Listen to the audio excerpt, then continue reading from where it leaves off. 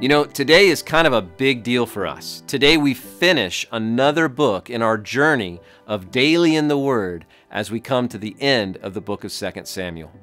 Here in 2 Samuel 24, we read about one of the things that David is often remembered for. But it's not a good thing.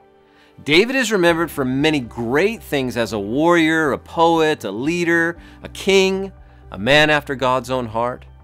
But he was still a man who sinned.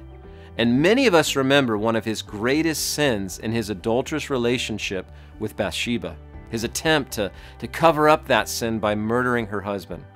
Well, today, we read about another failure that brought great cost to David and the nation of Israel. See, David went against God's will and sought to take census of the people. One author said that the census was a willful act of rebellion against God, motivated by pride. And pride is number one on the list of sins that God hates, according to Proverbs 6. You know, William Barclay, he's a well-known Christian author.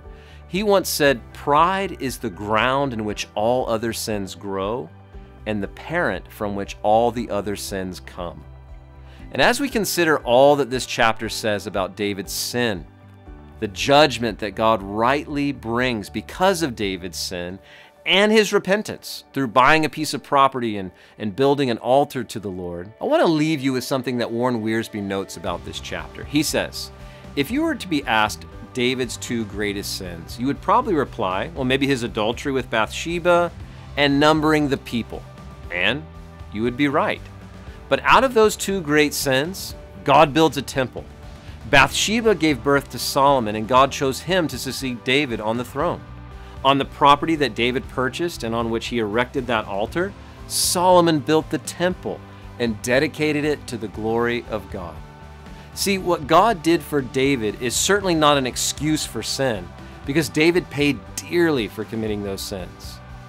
However, knowing what God did for David encourages us to seek his face and trust his grace when we have disobeyed him. It's like it says in Romans 5:20, where sin abounded, grace abounded much more. See, God is so good and gracious that even when we sin, he is able to forgive.